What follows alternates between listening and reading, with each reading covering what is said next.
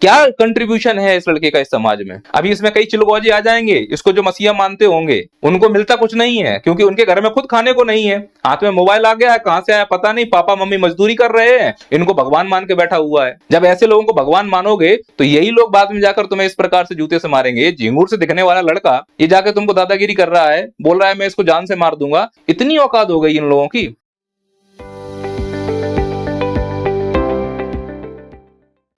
Facebook Insta पर reel बनाने की लत एक प्रकार की महामारी है। पूरी दुनिया इस महामारी की चपेट में आ चुकी है और रील बनाने वाले हैं वायरस। आपको हर एक घर में कोई ना कोई वायरस जरूर मिलेगा।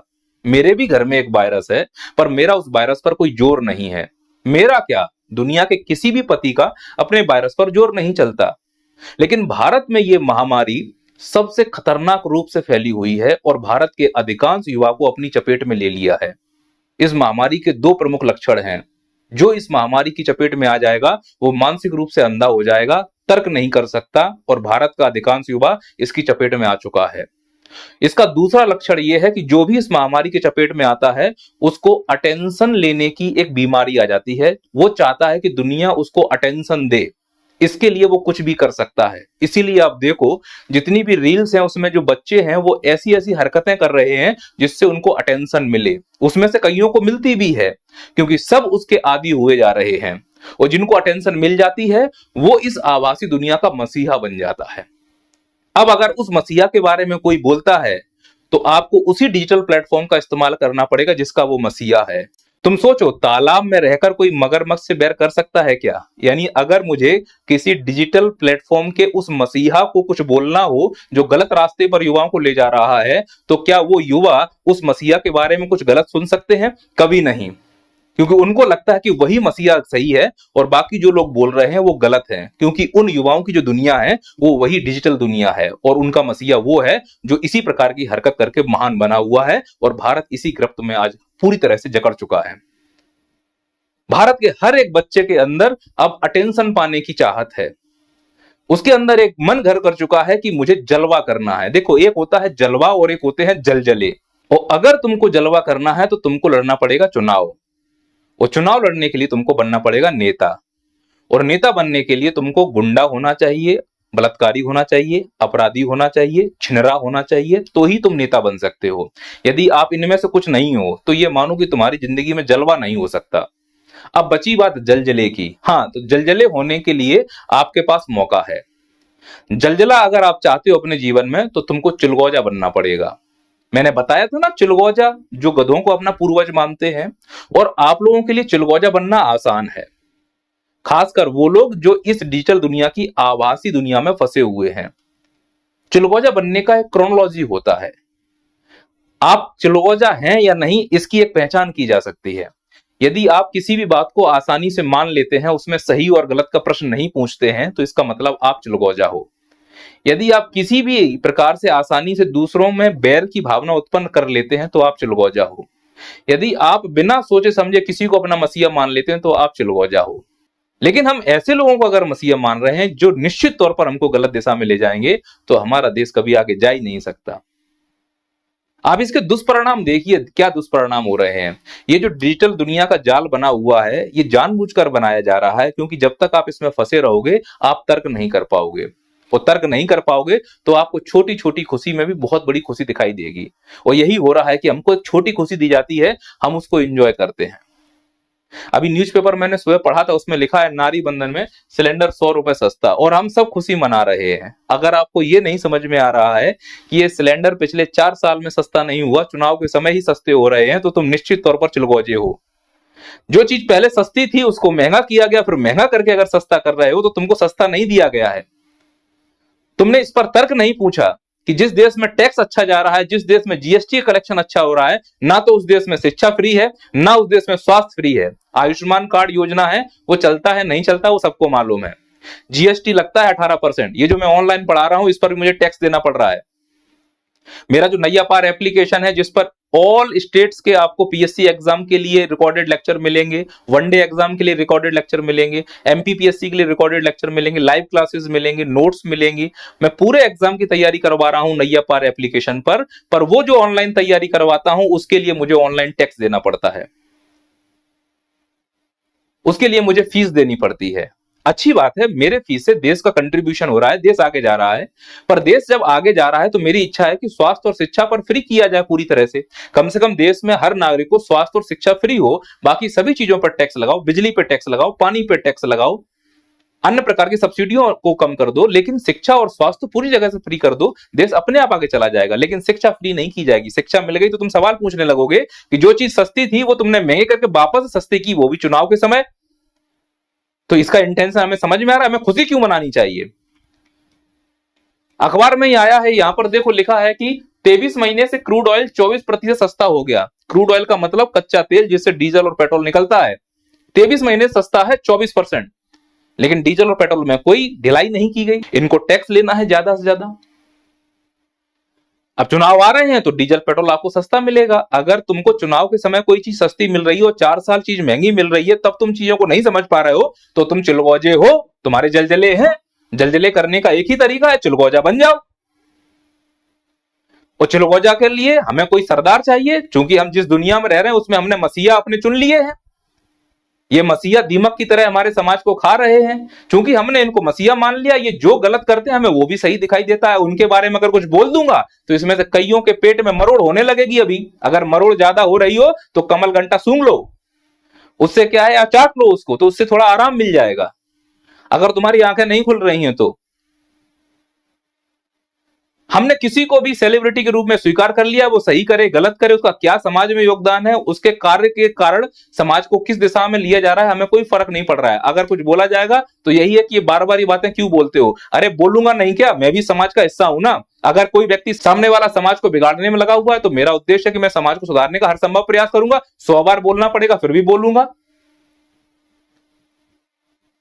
इस देश में दिशा ही अलग है। जो ओलंपिक जीत के आता है उसके लिए कोई खड़ा नहीं होता है, और जो इस प्रकार के सपोले होते हैं, ये जहर बेचने वाला लड़का, क्या मुझे बता दो मैं इस लड़के के बारे में क्यों ना कुछ बोलूं।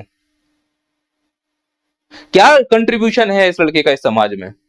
अभी इसमें कई चिलगोजे आ जाएंगे, इसको जो मसीहा मानते होंगे उनको मिलता कुछ नहीं है, क्योंकि उनके घर में खुद खाने को नहीं है। हाथ में मोबाइल आ गया है, कहां से आया पता नहीं, पापा मम्मी मजदूरी कर रहे हैं, इनको भगवान मान के बैठा हुआ है।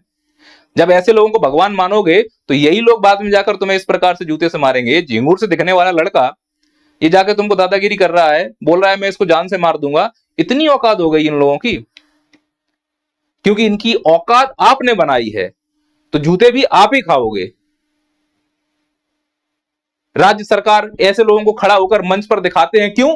क्योंकि आप जैसे लोग इनको फॉलो कर रहे हैं आंख बंद करके। इनको फॉलो करने से आपको कोई फायदा नहीं हो रहा है, लेकिन जो इनको अपने मंच पर खड़ा करते हैं उनको यह फायदा होगा कि आप निश्चित तौर पर उस व्यक्ति को वोट दोगे जिस व्यक्ति के साथ ये खड़ा हुआ होगा झिंगुर। तो भुगतना पड़ेगा, भुगतिए। ये डॉन बन के आ रहे हैं, मार खा रहे हैं। अब इसकी भी कोई गलती होगी, मुझे नहीं मालूम ये लड़का कौन है, ऐसा तो है नहीं है, इसकी भी कोई गलती होगी, स्वाभाविक है। अगर गलती है तो उस गलती का एक प्रोसेस होता है। तुम्हारे पास यह अधिकार नहीं होना चाहिए कि तुम किसी को भी मार दो।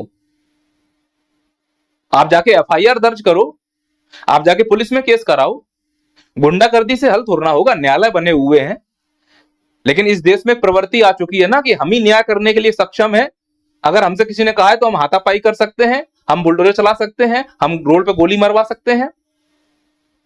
तो न्यायालय फिर क्यों है? और फिर न्यायालय का काम इतना स्लो है कि फिर लोग इस प्रकार के कदम उठाते भी हैं। पर मेरे हिसाब से पूरी तरह से गलत है। अगर इस प्रकार से सब एक दूसरे से हाथापाई करने लगे, अपनी पावर का उपयोग करने लगे, तो फिर कहीं से कहीं नहीं कुछ होगा। पुलिस प्रशासन क्यों है? अब इसमें इसकी भी कोई गलती नहीं पूरे प्रशासन में। पुलिस खुद गुंडागर्दी कर रही है। दिल्ली में नमाज पढ़ते हुए, अरे आराधना में लगे हुए थे, सोते हुए कुत्ते को भी नहीं मारा जाता, जानवर को भी नहीं मारा जाता। अब इसमें कई ऐसे चिलगोजे होंगे, नमाज रोड पर क्यों पढ़ रहे हो? चलो माना इनकी गलती है नमाज रोड पर पढ़ना, इनके अगर कानून का उल्लंघन कर रहे हैं ये लोग तो इनके ऊपर कानूनी कार्रवाई होनी चाहिए। पर इस पुलिस वाले को यह अधिकार किसने दिया कि पूजा करते हुए किसी को लात मार दो? यार कम से कम इतनी तो श्रद्धा होनी चाहिए। भले ही इतनी नफरत हमारे अंदर घोल दी गई है कि हम दूसरे धर्म का सम्मान करना ही भूल गए हैं। तो जब पुलिस वाले ही गुंडे बन रहे हैं तो फिर हम किसके पास जाएं? तो एक ने थप्पड़ मारा, मैंने कहा कि पुलिस के पास चले जाओ, तो मालूम चला पुलिस खुद गुंडागर्दी कर रही है। तो मैंने कहा एक काम करो, नेता के पास चले जाओ कि पुलिस की शिकायत कर दो। तो मालूम चला कि ऐसे नेता को हमने मंत्री बना दिया है जो सरेआम खड़े होकर बोलता है कि तुम पीला गमछा डाल के थाने में चले जाना, बोल देना कि हम हैं। मंत्री जी का कोई हुक्म नहीं टालेगा। ऐसे लोगों को मंत्री बनाकर भेज रहे हो जो तुम्हारा ही शोषण करने के लिए खड़े हैं। ये स्पष्ट रूप से बोलता है कि तुम पीला गमछा डाल के सब लोग गुंडागर्दी करते घूमो, कोई दिक्कत नहीं है, हम हैं, संभाल लेंगे। कलेक्टर, एसपी, कोई मेरी बात नहीं काटेगा, जो करना है करो। इस प्रकार की बातें अगर होंगी और ऐसे टुटपुंजियों, चिमल चट्टों को अगर हम मंत्री बनाकर भेजेंगे तो देश का क्या कल्याण होगा। ये जाति के नाम पर वोट मांगता है और पूरी जाति को ये बहका के रखता है कि हम तुम्हारी जाति के लिए कुछ ना कुछ कर रहे हैं, ये अपना भला कर रहे हैं। अगर ये ऐसा ना होता तो अभी तक पार्टी नहीं बदलता। ये दूसरा नीतीश कुमार है, जो कि ये जिस पार्टी में जाएगा उस समाज का वोट उस पार्टी में चला जाएगा। समाज को ये नहीं समझ में आ रहा है कि ये कितना खतरनाक है हमारे लिए। तो सर इस समाज को कौन सुधार सकता है? तुम टीचर हो, तुम ही करो। अरे टीचिंग को लेके तो मुझे समस्या है। अब इस समाज को सुधारने का अंतिम जो लक्ष्य है वो टीचर के पास ही रह गया है। पुलिस वाले गुंडे हो गए हैं, नेता गुंडे हो गए हैं, आजकल के यूट्यूबर गुंडे हो गए हैं, तो फिर टीचर के हाथ में रह जाता है लोगों को संभालने के लिए। पर सोच कर देखो, अगर टीचर ही गुंडा निकल जाए तो फिर चीजें खत्म। और समाज में जिस प्रकार से ऑनलाइन में टीचर आ रहे हैं, जैसे इस टीचर को मैंने एक वीडियो अचानक से आ गया था, इतनी अश्लील गंदी तरीके से ये पढ़ा रहा है, तो जहां इतने गंदे सोच वाले लोग आके टीचिंग करने लगेंगे वो टीचिंग खत्म हो जाएगी। टीचिंग अब शो ऑफ रह गया, अटेंशन का खेल रह गया है। ये देखो बच्ची, अगर इस बच्ची को बातें सुनी जाए तो मुझे लगता है पढ़ाने पे कम अटेंशन पे ज्यादा ध्यान देती है बच्ची। इसी प्रकार से ये महिला जो इस हालत में आकर पढ़ा रही है, जब शिक्षकों की ये हालत हो जाए तो आप समझ जाओ वो समाज बहुत अच्छा नहीं जाएगा। कोई इसके लिए बोलने को तैयार नहीं है। बोलने की आजादी का मतलब ये नहीं कि इस प्रकार से कुछ भी किया जाए। तो जब पुलिस वाला गुंडा हो रहा है, नेता गुंडा हो रहा है, शिक्षक गुंडे हो रहे हैं, तो क्यों ना हम एक शिक्षक को ही नेता बना दें। गोंडा का गुंडा, अब लड़ेंगे चुनाव। तो सुन रहे हैं कि बीजेपी से चुनाव लड़ने के लिए जा रहे हैं। अच्छा है, अच्छे शिक्षक जाएं, चुनाव लड़ें, कुछ समाज में बदलाव करें। मैं तो चाहता हूं कि कोई भी पार्टी जो मुझे सुन रही है, बीजेपी, कांग्रेस, जो भी हो, आप तो विकास दिव्यकीर्ति सर को चुन लो, उन्हें राज्यसभा से, लोकसभा से चुनकर भेजो, शिक्षा मंत्री बना दो, अच्छे अच्छे लोगों को बड़े बड़े पदों पर बैठाओ, शायद देश का कुछ भला हो जाए। नहीं तो ये देश जहां है वहीं रहेगा। इसी प्रकार से फर्जी लोगों के सिलेक्शन होते रहेंगे, इसी प्रकार से बच्चे आंदोलन करते रहेंगे, इसी प्रकार से पेपर लीक होता रहेगा और इसी प्रकार से अयोग्य लोग पटवारी बनते रहेंगे। कोई कुछ नहीं कर पाएगा। जिसको फायदा होना है पटवारी पेपर बनने से, लीक होने से, वो सबको फायदा हो गया है। मेरी बातें अगर आपको समझ में आ रही हैं तो ठीक है, नहीं समझ में आ रही है तो और ठीक है। मैं बोलना बंद नहीं करूंगा। मैं जितना प्रयास कर सकता हूं आपको सही दिशा में लाने का, उतना संभव प्रयास करूंगा। अब जो जो जिस प्रवृत्ति का है वो उस प्रवृत्ति का दिखाई देगा। अगर मैं कुछ किसी के प्रति गलत बोल रहा हूं तो मुझसे जरूर बोलिएगा। अगर कोई गलत कर रहा है तो मैं उसके प्रति गलत बोलूंगा, फिर वो चाहे कोई भी हो, मुझे कोई फर्क नहीं पड़ता। जय हिंद, जय भारत।